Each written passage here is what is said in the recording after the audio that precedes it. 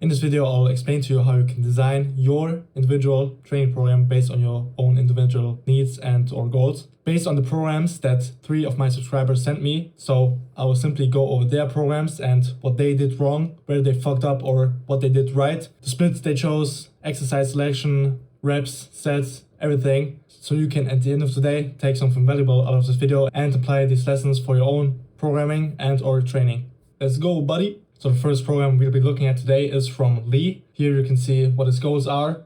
Here are his past programs which he wants me to correct and to improve upon. This shit right here is just his programs but with my programming template to keep it a bit more organized. So Lee is training with a full body split in an A-B rotation, which is good. You want to have rotation in training, but he calls it A-B rotation, but he doesn't have any exercise variations. Here on the first full body day, he's doing a bench press and overhead press on the Smith machine. And on his second day, which is a B rotation, which means that you're doing different exercise variations, he's doing the same fucking shit, which is again, bench press and overhead press on the Smith machine. The same with dumbbell preacher curls. He switched up his triceps and back training with a pull-up, one arm push down, straight bar push down, stuff like that. Lying leg curl on both days, and leg extension one day, and unilateral leg press on the other. His reasoning behind picking the same fucking exercise on both days is to test out how much volume he could do by just picking one exercise selection for a given muscle group, which is a good thought process. It's good to know your volume capabilities for, let's say, a full body split for this example, but it's a complete wrong approach. You should not pick the same exercise on both training days, especially on a full body split.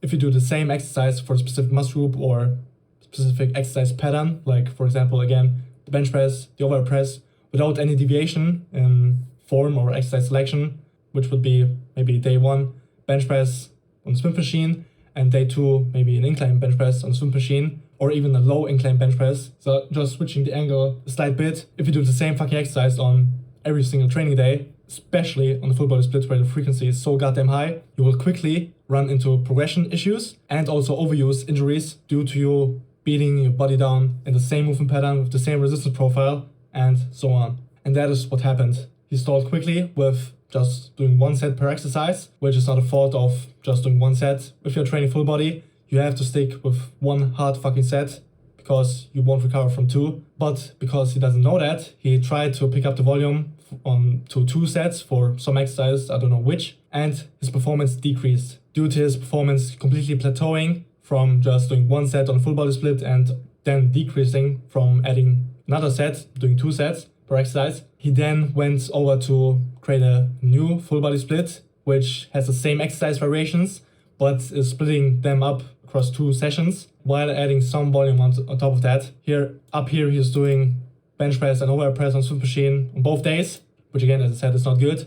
And then here, he proceeds to increase the volume by 1 set and just do the bench press on that day for his push musculature. And on his second full body session, he does his overhead press for 3 sets, which means 2 sets added. And again, it does not work, as he said. And according to his words, especially this down here, where he said that he wants to increase his bench press and overhead press, which he can't, this approach also didn't work. Sorry, I don't meant that he wants to increase his bench press, but his pull-up. But again, the fact that he plateaued again still stands. So the benefit of a full body split is that you can train your desired body part with as much frequency as possible, which is especially important or beneficial if you are a beginner to an intermediate lifter where you don't have as much muscle mass and or a crazy strength level to begin with.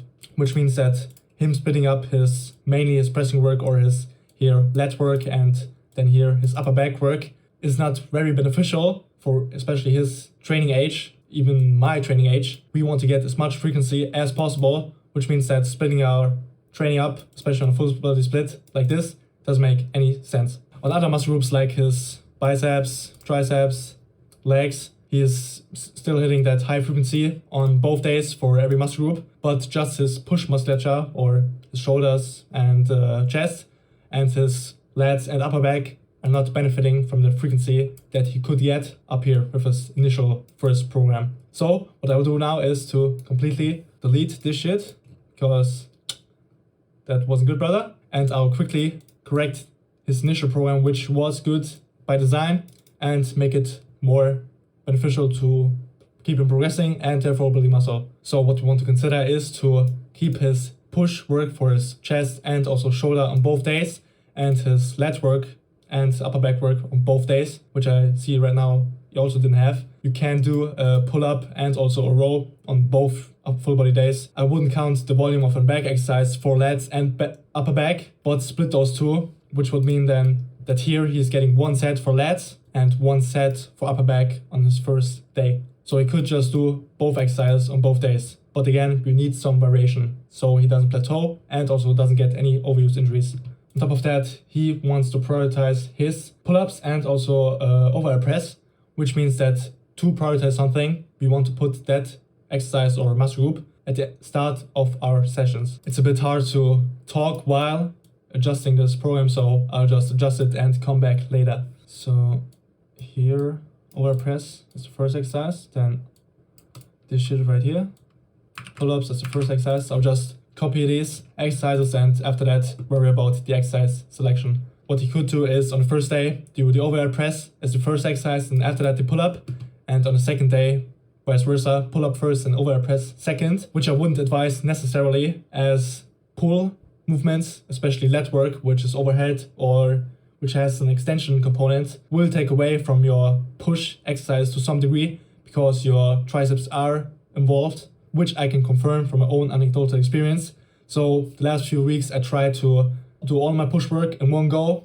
After that, do some triceps isolation and finish off with some back work. But my back work suffered heavily because I trained my triceps beforehand. I had a massive pump in my triceps, and I'm not lying here. My back movements felt like fucking triceps compound. I felt them engaged, I felt them doing the work, and we don't want that to take away from our overhead press. Vice versa, the overhead press doesn't take away anything from the pull-up, but again, if your pull-up is your main priority, you want to do it first. He didn't say anything about wanting to prioritize his arms, so I'll just switch this over here and put his upper back row in between his arm and upper body work. Copy this shit over here. Now we have a somewhat decent program. We just need to put some exercise variation and also consider changing some exercise completely out, like this dumbbell front raise. What the fuck was that? Dumbbell front raise. Sadly, he can't do any lateral variations, which of course as a coach you should consider, but because I can't talk to him directly, I'll just assume that he could benefit from lateral variations with higher rep work. So generally, I recommend doing somewhere between 4 to 8 reps for every single exercise. And yes, you can do 4 to 8 reps on a biceps curl, push down, lateral raise, and even calf raises. The benefit of doing only 4 to 8 reps is that the last 5 reps of a given set are the most stimulating reps of them all. And if you do, let's say 20 reps, all those 15 reps beforehand were essentially just warm up and didn't actually contribute anything beneficial to your muscle growth. On top of that, they generate much more fatigue than a low rep set, like example 4 to 8 again, which means that if we stick with a lower rep range, we can get all the stimulating reps without doing any junk volume and generating unnecessary fatigue, which is again especially important on a full body split like he's doing here, because we want to minimize the fatigue and maximize our recovery, because we're training our entire fucking body every other day. Everything needs to be dialed in. So on day 1, we'll keep these exercises, maybe do a wide grip pull-up instead of a standard pull-up, because your lats lose leverage in this completely overhead position, and some other muscle groups like your chest even take over the movement. But if we take a slightly wider grip, we are staying in the active range of motion of the lats, and no, the lats don't benefit from stretch speed hypertrophy. The muscle doesn't fucking care if it's getting stretched, contracted or whatever. The muscle just cares about having the most leverage to perform that movement, which the lats don't have in this completely overhead position, which the wider grip would fix. So as I explained in my recent back training video, the wide grip pull-up is a frontal plane pull, which is more lower lat biased. And on his second day, he could do a more sagittal plane pull, either a pull down or a row, to target more of the upper and middle lats. But if you want to execute the sagittal plane pull down correctly, you don't want to again stretch completely overhead, but stay somewhat in this range of motion here, because the lats have better leverage in that position. Now for the overhead press, we could do something like a dumbbell machine. I don't know what he has available, so I'll just write down dumbbell overhead press, or even a behind the neck swim machine, OHP, it doesn't matter which variation it is, as long as it is a variation. Now here he could do a more low incline bench press because he has a lot of upper chest and also front delt activation on his overhead presses, which means that a low incline could give him enough variation so he can still keep progressing his chest work and also push work in general without changing things up too much. Now here I don't know which exercises he has available, so maybe he has 2 different seated row machines, which means that he could do seated row machine 1 and then 2. If not, he could do something like a simple machine row with a chest support, which just emulates a T-bar row pattern, which is also convenient because he's on simple machine here and can just build his simple machine row up easily. What I would do for his arm work is, so as we know, doing a unilateral movement could give you more stimulus at the end of the workout because motor improvement is maximized, which it is not when you're doing a bilateral movement, which means that I would do the triceps push down with a straight bar as the first exercise, the dumbbell preacher curl as the second exercise, as it is unilateral. So now on the second day, he has a 1 arm push down, which he can keep in that slot, and he could do something like a easy bar, rather I can't speak and write at the same time, easy bar preacher curl, or maybe a machine preacher curl, depending on what the resistance profile is. So for biceps, you want to have the most tension or peak tension to be in the stretch position. My machine is like that, but if your machine is the hardest at the contract position, you want to pick a more lengthened bicep exercise, even if it's a free weight, not a machine, like again, the easy bar preacher curl. Now, as I said, the dumbbell front raise, we don't want that shit in our program because it is unnecessary. We don't need any front delt isolation because it gets hit effectively by the overhead press and bench press already, especially due to us training with a full body split, which is high in frequency, which means that we don't want to have too many unnecessary little isolations in our program, which doesn't apply for the lying leg curl because how the fuck are you going to train that function of the hamstrings without the lying leg curl or seated ham curl? A leg curl and a hip hinge doesn't hit the hamstring the same way. On the other hand, a leg extension and a leg press squat type pattern is not the same because the leg extension biases the rectus femoris and the leg press squat pattern in general, again, trains the VMO and VM, I don't know, more effectively. I just noticed that I completely lost my point beforehand where I talked about the rep ranges. We will try to do some lateral raise work.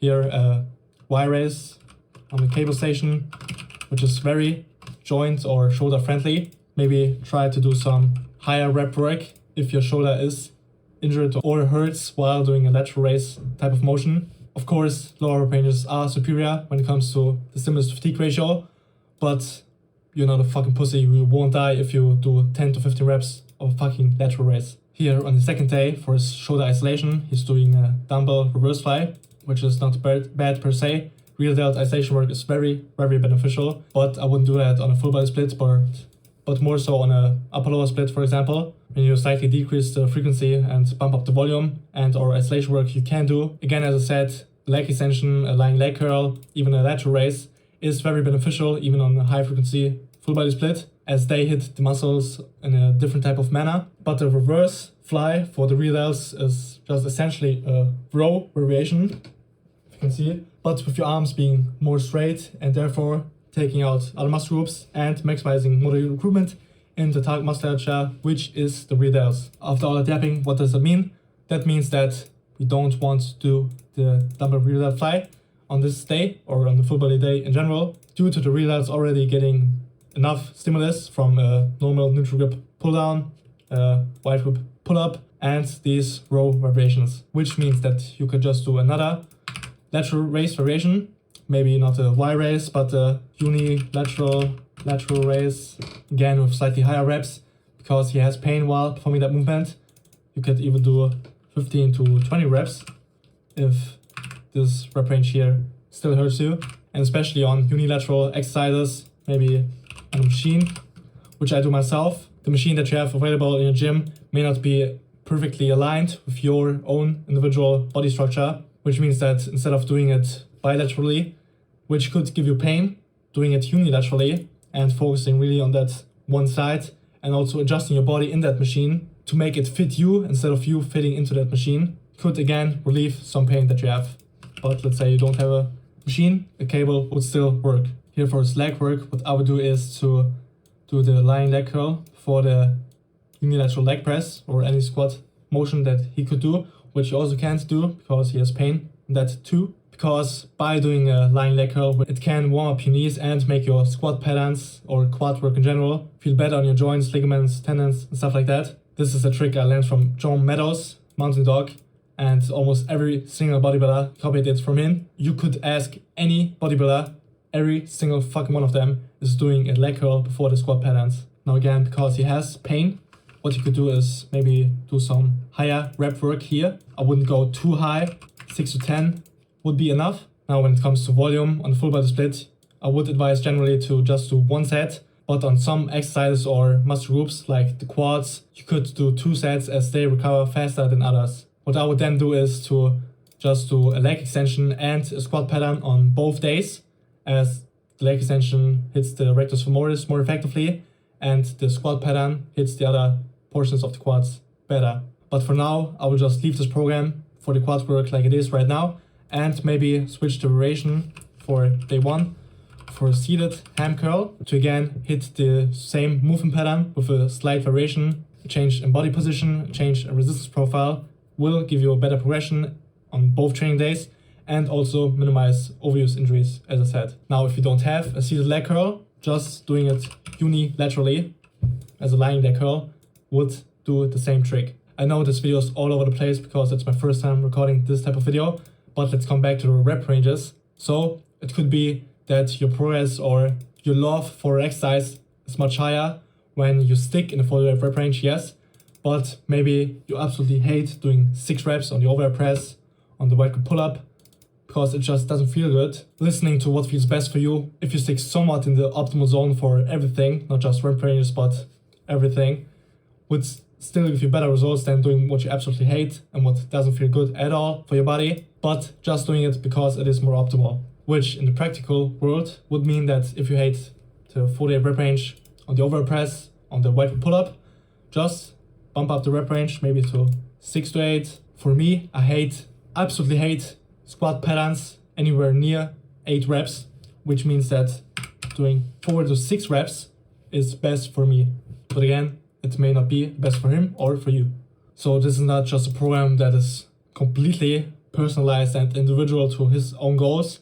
It is a very general beginner to intermediate friendly program, which almost every one of you guys could do. Of course, if you don't want to prioritize your shoulders, do the bench press first and shoulder press second. If you absolutely want to have your back as big as possible, do the pull-up or row variation first. The same stands for your arm and leg work. Now, if you're trying this program and everything despite your push exercises are progressing fine, you're eating well, you're sleeping well, your recovery is optimized, your push musculature could still be somewhat lacking in terms of progression and also size gains due to them being the most susceptible to muscle damage and therefore having the worst recovery out of all your muscle groups, which means that if you're training everything to 0 reps in reserve, which I recommend on a high frequency full body split, you could do 1 or even 2 reps in reserve for your push exercises. To be honest, I would stick to 1 because I hate training to 2 reps in reserve. Just keeping that 1 rep in the tank could alleviate some muscle damage and also fatigue that could hinder you from making progress on these type of push exercises. Now, what I completely forgot is that you can also incorporate some hip hinge work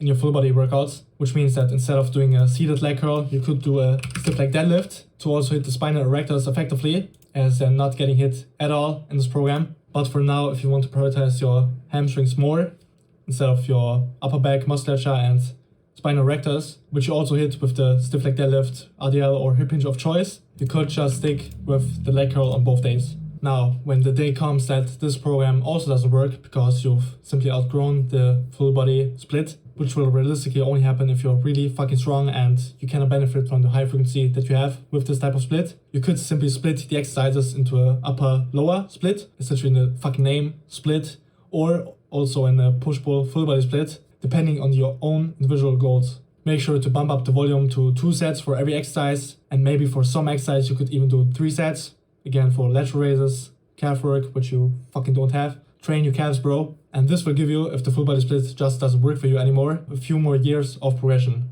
If you want me to go over more of your programs and analyze them, dismantle them, and also give you valuable information on the go, make sure to like this video and tell me in the comments if I should keep going.